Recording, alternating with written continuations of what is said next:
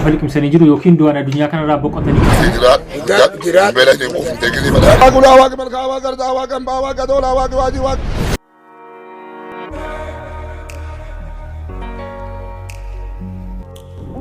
Ashma kam tordoftoota kiyya bakka irratti nageessinaan qabu jecha an gammee addisuutii chaanaalii kiyya kan biraatti yookiis lammaffaatiin walitti deebinee jirra. Chaanaalii kana irratti viidiyoo gaggabaabaa haala yeroo wal qabatuniif dhiyeessa jedheetan ture. Oduu gaddaatiin egaa abbaa gadaa duraanii yookiin yuumni aagaa xiinxanoo hancu falqimsanii jiru yookiin du'aan addunyaa kanarraa boqotaniitu jiru. Abbaa gadaa guddichi Oromoo yuumni aagaa xiinxanoo bara gadaa isaaniitti gaa Oromoodhaaf hojii guddaadha kan isaan hojjetanii jirani. Hojii isaanii kanaaf immoo seenaan isaan faarsaa dhaloonni isaan faarsaa bara baraan faarfamaa afu gadaa beeksisaniiru dhaloota dhaalchisaniiru baalli qajeelchanii ija addunyaa gara Oromiyaatti qajeelchaniiru. An hayyuudha isaan beekaadha isaan waayuudha. An guddoo turanii odaa guddoo tulluu irratti bargaagedha. Barsiisaa sabboonummaatii Oromoof waan gaarii hojjetanii gujii walitti qabanii Oromoo walitti araarsanii daangaa irratti nagaa buusanii Oromiyaaf hojii guddaadha kan isaan hojjetanii. Yeroo dheeraaf Finfinnee hospitaala Kooriyaatti yaalamaa turanii sana booda gara gujiitti deebi'anii yeroo ammaa kana reeffi isaanii shaakkisoo jira. Sirni awwaalcha isaanii gaa yoomii fi eessatti akka ta'u gaa ganaa beeksisa yookiin koreen ijaaramee ganaa miidiyaa irratti ni dubbatama. Namoota gadda isaanii sooshaal miidiyaa irratti ibsatan keessaa gaa obbo Dinquu Dayyaas akkas jechuun gadda isaanii ibsataniitu jiru.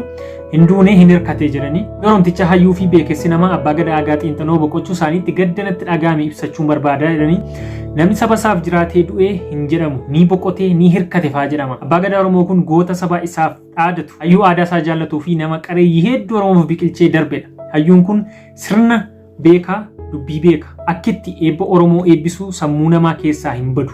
Jechoonni isaanii toora galanii sagaleen isaanii immoo wirtuu dachee warraaqsuun ajab nama jechisiisaa turan. Egaa waaqa hin komatanii isatu hamma jiraatanii fi akka itti boqotan namaaf fira. Uummata Oromoo mara keechanii fi maatii abbaa gadaa Oromoo aagaaf jajjabina hawwinaaf. Sun egaa Dinquu Dayyaas akkasiin gaddasaa sooshaal miidiyaa yookiin karaa peejii isaatii ibsateetu jira. Jawaar Maammadis akkas jechuun toora feesbuuk isaarratti barreesseetu jira. Jabaa namaa hayyuu sabaa kan gadaa deebisanii beeksisuu keessatti adda dureedhaan qabsa'an. Abbaa gadaa duraanii aagaa xiinxanoo eebba isaanii bareedaa sana eenyutu dagata. Bara Ameerikaatti affeerri waan hedduu na gorsan qabsoo finiinsuu keessattis shoora guddaa taphatan. Duutiin oltuu ammas gameessa sabaa dhabne biyyoon itti asalphatu maatii fi firoottan saba bal'aaf jajjabina hawwu. Sun akka inni gadda isaa dabarfate. Kun egaa bara gadaa isaaniitti hojii isaan hojjetaa turan eebba isaanii eebbisaa turanidha. maqaa kenna mul'ichee Bidiyoon kun biidiyoo baay'ee turedha. Iti si jiraat beelanii quufin teekilii madaa hin deemin Eebbisaa.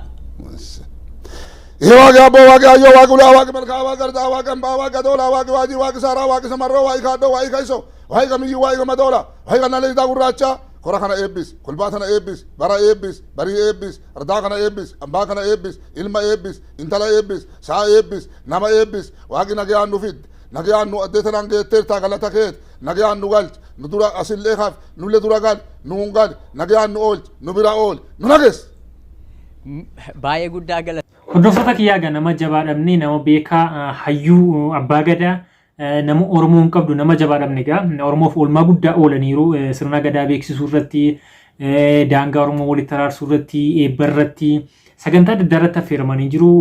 Waan Oromoon qabu qophii Oromoon qabu irratti takkaa dhibamanii hin beekanii Oromoof oolmaa guddaa oolaniitu jiru. Nama jabaa dhabne gaa lubbuu isaanii jannatu maatiis firoottan uummata Oromoo bal'aaf jajjabina hawwina. Asiif qaadee kan fakkaataa yeroo biraa viidiyoo biraatiin angorti deebinutti